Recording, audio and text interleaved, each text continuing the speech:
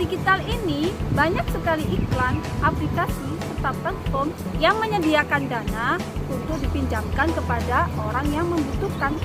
Adapun iklan tersebut biasanya muncul ketika kita melihat video di YouTube atau bermain game online. Kadang banyak sekali aplikasi yang memasang tentang pinjaman dana seperti edit video, musik, dan lain. Seringnya kita bermain handphone, maka kita juga sering melihat iklan tersebut. Nah, ini adalah salah satu strategi marketing yang digunakan untuk menekan para penikmat dunia maya. Tak jarang orang mencoba untuk meminjam karena tergiur dengan suku bunga yang rendah. Namun jika kita memiliki manajemen keuangan yang baik, mungkin bisa melunasi hutang tersebut. Namun jika tidak segera membayar sesuai tempo, maka hutang tersebut akan menumpuk dan bisa melilit. Kira-kira apa alasan seseorang bisa sering berhutang sementara yang lain tidak?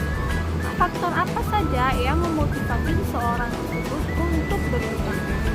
Mari kita bahas bersama-sama. Hutang adalah uang yang dipinjam dari orang lain dan ada kewajiban membayar sesuai dengan perjanjian yang sudah ditentukan. Faktor-faktor penyebab orang memiliki perilaku berhutang. Yang pertama, ketidakmampuan untuk memenuhi pengeluaran yang diperlukan dari pendapatan. Yang kedua, keengganan untuk menjaga pengeluaran biasa pada tingkat pendapatan. Yang ketiga, kesediaan untuk membuat pengeluaran yang tidak biasa. Motivasi berhutang yang pertama adalah urusan mendesak. Ketika ada suatu peristiwa seperti cobaan, kecelakaan, hilangnya harta benda dan lain-lain yang mengharuskan tersedianya uang untuk mengatasinya, sedangkan dana yang dipunya tidak mencukupi, maka solusi yang biasa dipakai adalah berhutang. Motivasi yang kedua yakni pembelian barang yang kompulsif, yakni pembelian yang dilakukan semata-mata hanya untuk menyenangkan atau memberi kepuasan terhadap diri. Seseorang tersebut tidak mampu mengontrol diri sehingga ingin segera menuruti keinginannya. Dan jika dana yang dipunya tidak cukup, maka ia akan berhutang. Banyak pelaku konsumtif akan mengalami kesulitan dengan hutang mereka. Ketika pelaku konsumtif tidak memiliki kartu kredit atau kartu kreditnya limit, maka kemungkinan yang terjadi adalah berefek pada kebiasaan peminjaman mereka, yakni mereka akan meminjam kepada orang tua, teman, atau kerabat yang lainnya untuk melakukan pembelian tersebut. Motivasi yang ketiga adalah memanfaatkan peluang untuk mendapatkan keuntungan ekonomi. Peluang yang dimaksud adalah ketika seseorang mendapati kesempatan atau dirinya mempunyai suatu usaha yang ingin dikembangkan, namun dananya yang dimiliki tidak mencukupi, sedangkan konsumen sudah ada, sudah jelas, maka seseorang tersebut dapat mengajukan pinjaman. Dan yang keempat adalah pemenuhan kebutuhan dasar. Hal ini terjadi karena belum stabilnya pendapatan keuangan. Banyak rumah tangga atau orang dewasa berkeinginan untuk mengesankan teman, tetangga, rekan bisnis, dan kenalan lainnya melalui simbol-simbol yang memperlihatkan kemakmuran dan kesuksesan. Yang kelima adalah lebih memilih meminjam daripada memakai uang simpanan. Nah, hal ini bisa terjadi jika seseorang tidak ingin uang tabungan atau simpanannya berkurang. Jadi, untuk memenuhi kebutuhannya, ia lebih memilih untuk berhutang. Masalah perhutangan ini di psikologi sangat-sangat terkait dengan namanya self-control. Setiap orang punya kebutuhan masing-masing, tujuan dan keinginan. Namun, ada beberapa orang bisa menunda keinginannya. Ada juga yang harus langsung terpenuhi. Yang ingin langsung terpenuhi menggunakan jalan dengan berhutang. Berhutang wajar saja bila memang lebih digemari, karena ini adalah cara yang cepat dan mudah untuk mendapatkan suatu kepuasan. Namun, mereka punya kontrol diri kurang baik sehingga mereka harus mencari jalan cepat atau langsung untuk mendapat keinginannya. Sebagai simulator, hutang dapat berdampak baik dan menguntungkan jika seseorang tersebut dapat mengelola keuangannya dan memiliki usaha yang digerakkan, sehingga dari hutang tersebut dia mendapatkan income yang dapat dipakai untuk melunasi hutang tadi, dan dia bisa dapat modalnya juga. Namun, hutang bisa menjadi beban apabila si peminjam berpikir hutang tersebut bukan jalan keluar yang baik, takut dengan risiko bunga, apalagi merasa tidak mampu membayar dan mempunyai pengelolaan uang yang tidak baik. Maka bukannya bisa lunas, malah dia akan terjerat oleh hutangnya sendiri.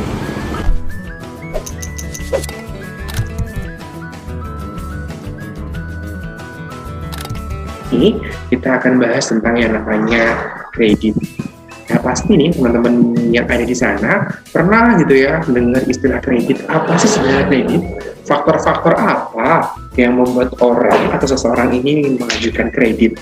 Ketika kredit macet, ketika kita tidak mampu membayar yang namanya kredit, kira-kira apa ya yang akan dilakukan oleh seseorang atau apa sih yang akan dialami seseorang dari segi psikologisnya? Nah, kita mulai.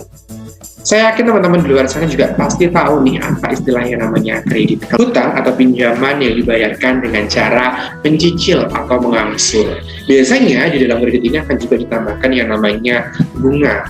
Lama pinjaman ini bisa mulai dari 1 bulan, 3 bulan, 6 bulan, 12 bulan, 18 bulan, bahkan lebih. Itu yang dinamakan dengan kredit. Jadi adalah pinjaman ataupun hutang kita yang dibayar dengan cara mengangsur. Banyak faktor teman-teman yang membuat seseorang ini akhirnya memilih kredit untuk memenuhi yang namanya kebutuhannya. Yang pertama, pasti orang mengajukan kredit karena tidak punya uang. Yang kedua nih, ada yang namanya gaya hidup. Banyak di antara kita ini yang untuk membeli gaya hidupnya, untuk memenuhi keinginannya, dia akhirnya menggunakan yang namanya kredit. Sering kita jumpai banyak bahkan e-commerce ini juga sudah mulai menyediakan kredit yang mudah loh, yang cepat loh, cuma cukup scan KTP kita sudah bisa kredit. Apalagi sekarang nih teman-teman dengan gaya hidupnya yang semakin harus ngikutin tren banget, kita kenal dengan yang namanya situs-situs jual beli online yang juga menawarkan tentang yang namanya pay later. Ini fungsinya juga sama, ini modelnya juga sama dengan yang namanya kredit. Semakin meningkatnya kebutuhan dari tahun ke tahun. Hari ini nih kita masih remaja, kita masih dewasa muda, bekerja dengan gaji Rp1.500.000 per bulan.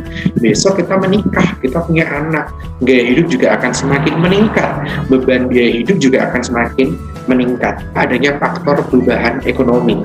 Kalau dulu seseorang mengatakan, ya wes lah sandang, pangan, dan papan itu adalah faktor ekonomi harus dipenuhi. Kalau hari ini tren gaya hidup, terus kemudian dan lain sebagainya, itu juga membuat seseorang ini nantinya akan mengajukan yang namanya kredit.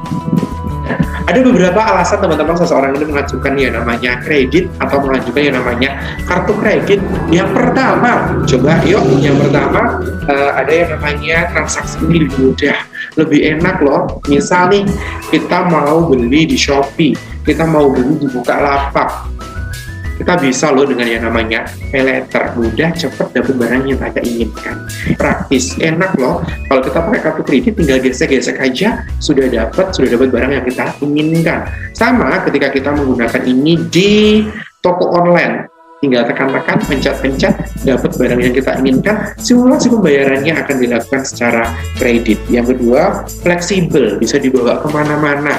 Kalau pakai kartu kredit, ya wes, tinggal kartu aja, kita tinggal bawa kemana-mana. Kalau kemudian, ini juga bisa jadi positif dan negatifnya. Ada membantu kita berhemat. Hemat dalam arti di sini ketika kita bijak menggunakan kartu kredit kita. Banyak toko-toko atau mungkin bank-bank ini yang menawarkan potongan, yang menawarkan cashback dengan kita membayar menggunakan kartu kredit atau dengan cicilan. Tapi ketika kita tidak bijak dalam menggunakan yang namanya kartu kredit, ini bisa saja loh, kredit ini akan membuat dampak psikis kepada diri kita. Faktor alasan menggunakan kartu kredit yang selanjutnya. Yang pertama, transaksinya aman teman-teman. tinggal kita pakai kartu. Kalau kita pakai kartu kredit, kalau misalnya kita pakai e-commerce, tinggal pakai HP.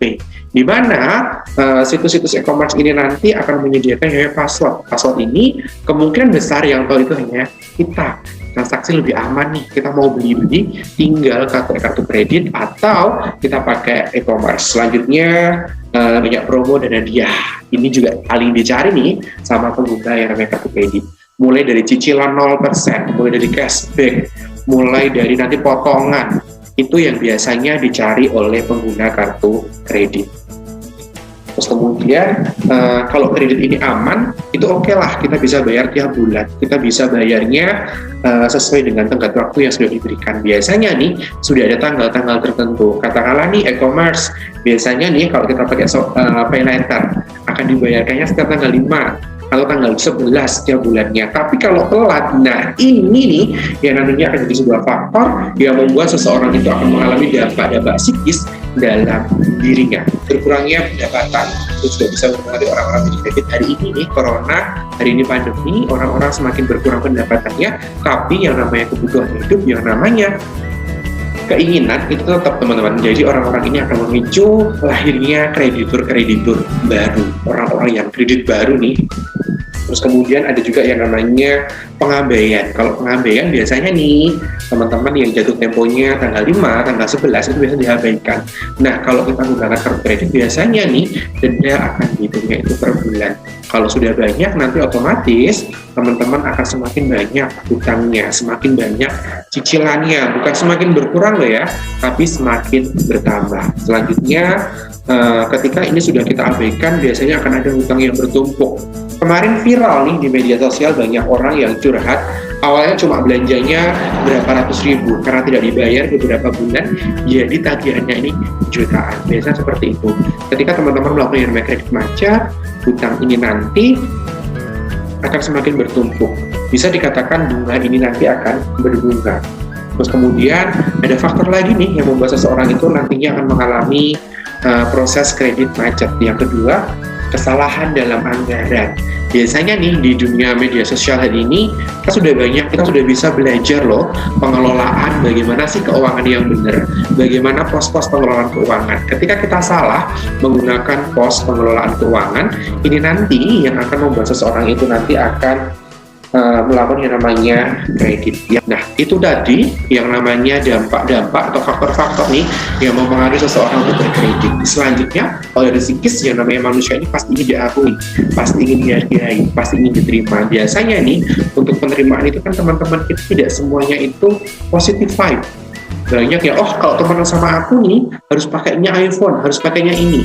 Karena ini kita tidak punya uang, akhirnya kita akan memutuskan yang namanya kredit. Ingat, kredit jangan sampai nih teman-teman nanti salah dalam anggaran kreditnya, akhirnya menyebabkan teman-teman itu nanti mengalami yang namanya gagal bayar. Kenapa? Ketika teman-teman ini gagal bayar dalam kredit, biasanya akan ada psikis-psikis kita yang terganggu. Yang pertama, ada yang namanya depresi. Kenapa? Kita punya rasa takut. Ya nanti kalau ditagih gimana? Kalau misalkan nanti debt collector-nya datang bagaimana? Belum lagi nih ketika media sosial yang hari ini kita kenal dengan yang namanya pinjaman online. Data pribadi kita itu bisa disebarluaskan. Itu dampak yang pertama. Ada yang namanya depresi. Nah, selanjutnya ada juga yang namanya cemas. Pasti takut lah ya.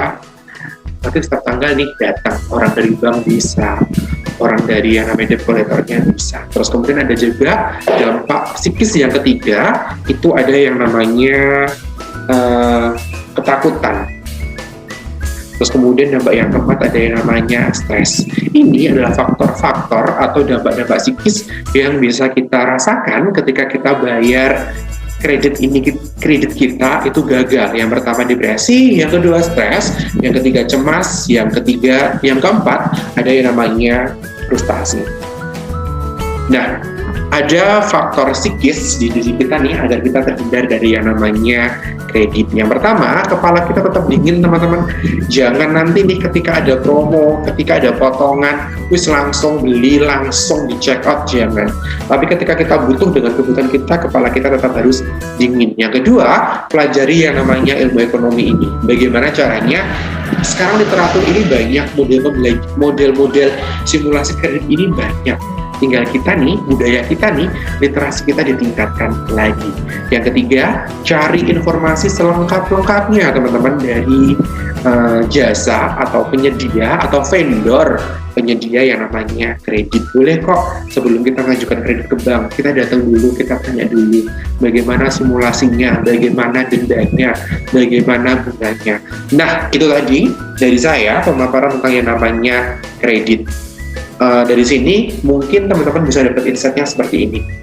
Ketika kemampuan kita gitu ya harus disesuaikan dengan, ketika kebutuhan kita nih harus disesuaikan dengan yang namanya kemampuan kita. Boleh kok kita berkredit asalkan kita mampu, kita punya manajemen keuangan yang baik. Demikian dari kami. Apabila ada kurang lebihnya saya mohon maaf. Sampai ketemu lagi di bincang psikologi selanjutnya. Selamat siang teman-teman, sampai jumpa.